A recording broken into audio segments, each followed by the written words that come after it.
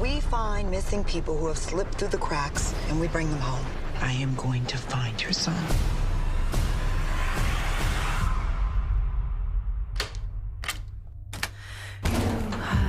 Your parents sent me to find you. You're safe. We need to talk about how you figured out this location before us cops. You planted a hidden camera. We all have our secrets. Come out, wherever you are. New case. Where would you have taken her?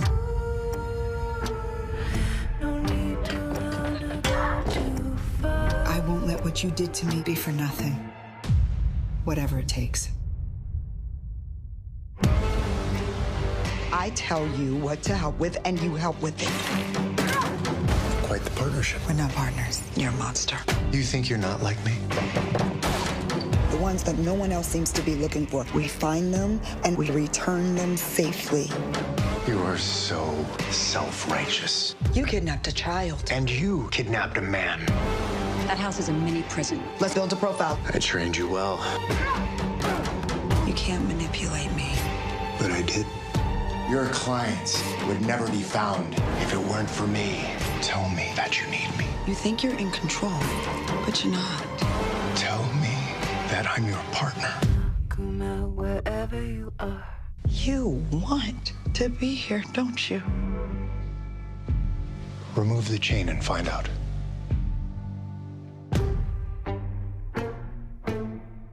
Found, October 3rd on NBC. So Madonna, how are you doing? I'm good. I'm good. Excited for episode 3 tonight to air. Yeah, I'm excited to see it also. I want to go to a little bit of your origin story because I know you've been in the industry, you've done a lot of projects, and you had like a lot of projects that were meaningful where you worked with Steve Harris and all these other people. But when you got to like Felicity, which looked like your first big project, like how did that feel to get that as a music supervisor for you in your career? How did that moment feel for you? Can you take us back there? Yeah, I mean, what was really amazing was that, as you mentioned, Steve Harris, is that I'd come from the process of music videos where my job was to shepherd a director through the process of turning a song into something visual. And then I had pivoted this career into, oh, I'm going to be given a visual and have to find the song. And so Felicity was already this phenomena that it was just such a gift to be added to that production and just be able to, I mean, I think I was in shock that I had this job where people paid me to listen to music all day, and they paid me to do it. And that then what I had an emotional reaction to would appear on a screen and somebody else would have that emotional reaction. That was the first time I got to experience that. Didn't feel it as much when I was on the music video side, because that was more about just entertaining people. And this was about really getting inside of people's feelings and hoping you could connect just through this little part you played in the process of storytelling. It blew my mind. It blew my mind. And it took me a while to get to that career. And then once I felt that, I was like, I'm never leaving. You'll bury me with my headphones on. Part of what I want to do with this series that I'm calling On the Set, where I'm talking to a lot of people that are, below the line and above the line doing stuff, is I want to introduce careers to this next generation of future filmmakers and music supervisors and set decorators and all of this stuff. So for the audience, because you're going to be able to tell it a lot better than I can you give us a real description of what goes into the day-to-day of a music supervisor on a TV set or film set? Okay. Well, one of the first things that nobody realizes about the job we do is that we are probably one of the first people after the writer and the director who arrive on a project, and we are the last to leave. So our job begins sometimes before even pen has been put to paper, I have directors I work with who ask me to make them mixtapes of music based on an idea they want to write.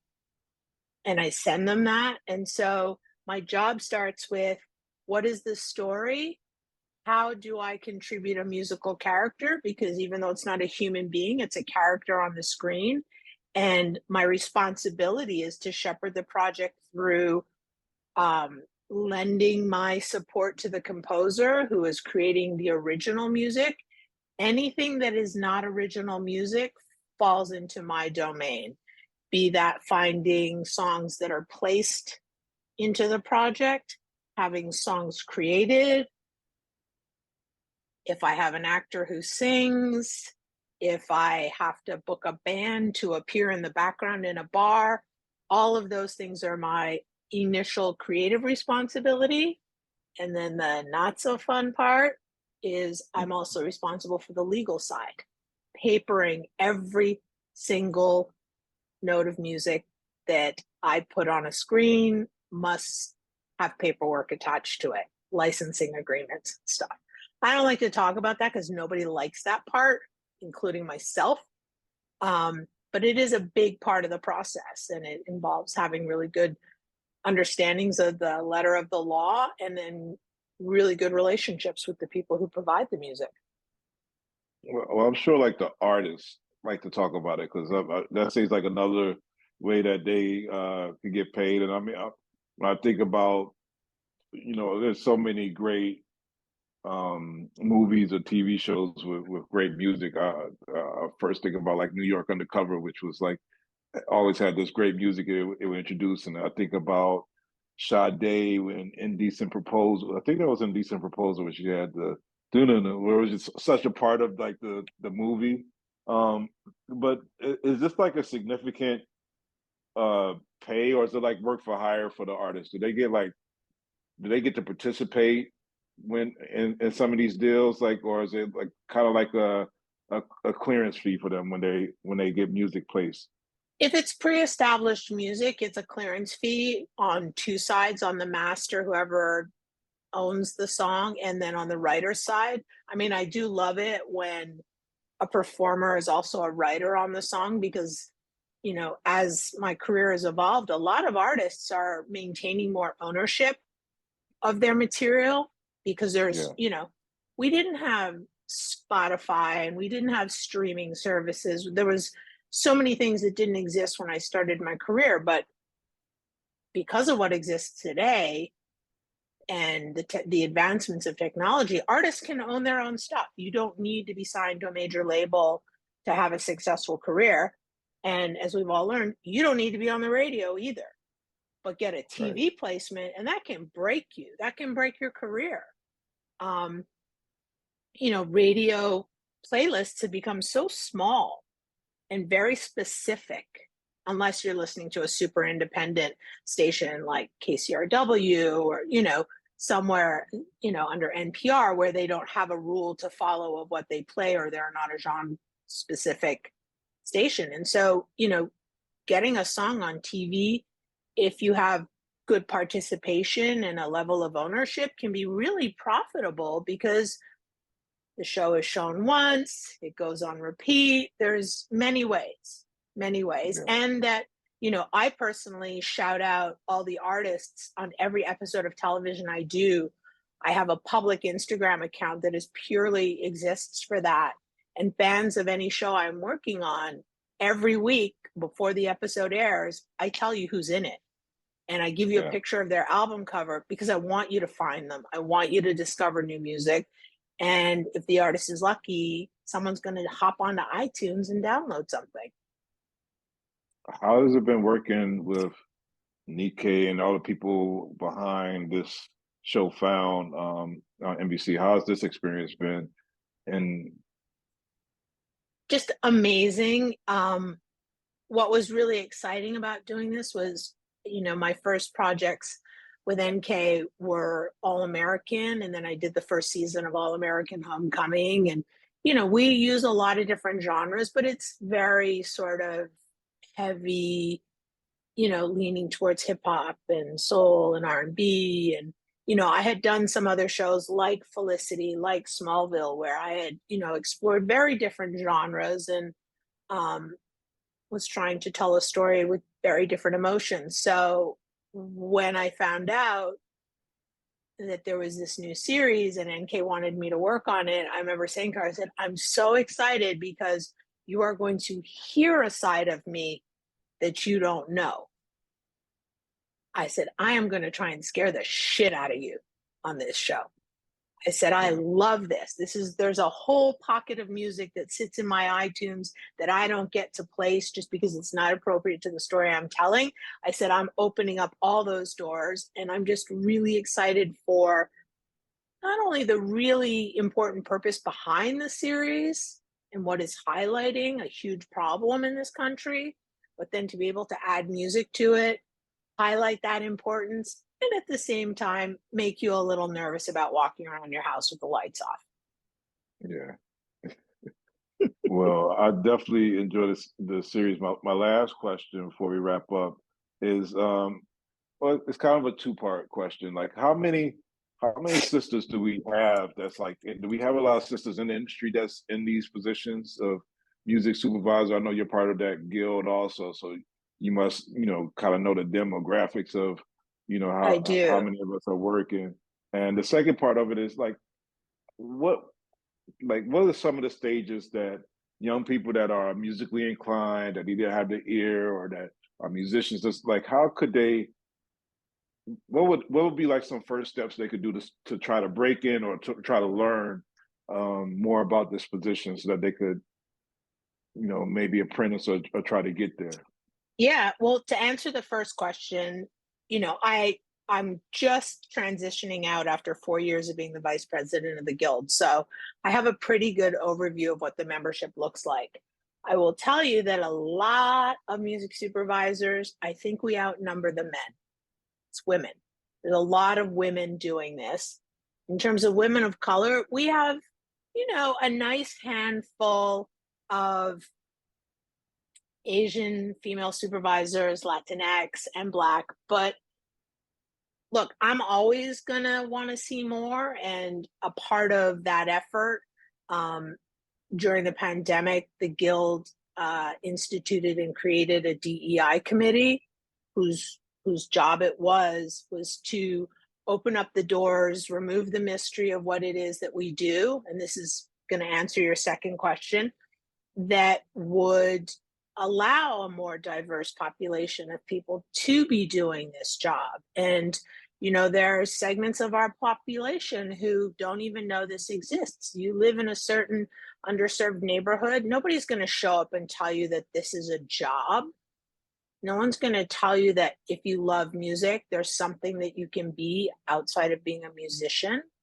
And so we started a mentorship program that is bursting at the seams with applicants. And our goal is really to provide a place where there's no nepotism, there's no my mom's friends with your dad's friend who can get you in. This is, you need to apply. They look at the application, and you can even be specific about how you identify, and we'll try and pair you with someone of an equal identity, because at the end of the day, we just rely on you got to see it to be it. And so we try to provide a place where you can see it. We've been really lucky. We've had, certainly within our first 1 or 2 sessions of mentoring, we've had our mentees placed.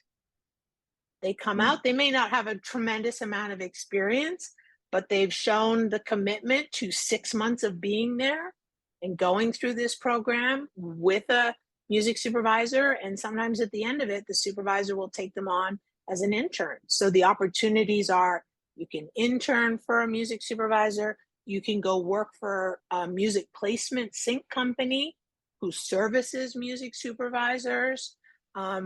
There's lots of opportunities. We're just trying to clear the path a little. So again, people know it exists, know that there's a place for them in this industry.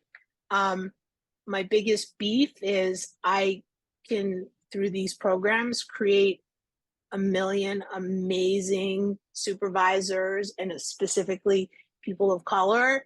My next task, I haven't figured out how to fix it yet, is what do I do about the people on the hiring side who aren't recognizing what I'm filtering into the system? Yeah, yeah.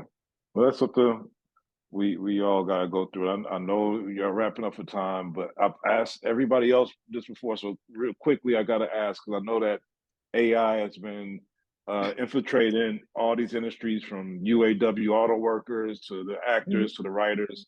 Does it have any effect on the music supervisor position or music position at all in film and TV that you could see or foresee? I'm not worried yet because the way that I do my job and do my job well, I don't think AI could replicate when I get goosebumps listening to a song, when my heart tightens when I hear a lyric. I don't know how you're going to replicate that. That is a human thing that cannot be replicated. You might be able to speak into it and say, like, send me a song that sounds like blah, blah, blah. But what I do is so incredibly subjective and comes from a place of my greatest talent is not my taste in music.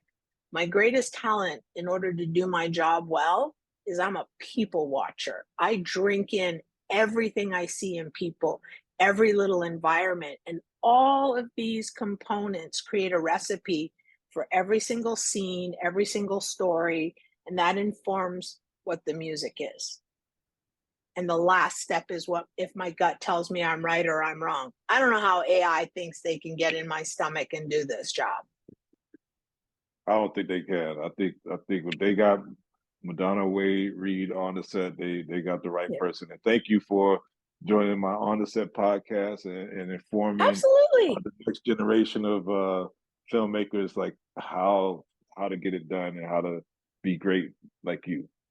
Let us help tell your story. We'll just do it with notes and you can do it with words.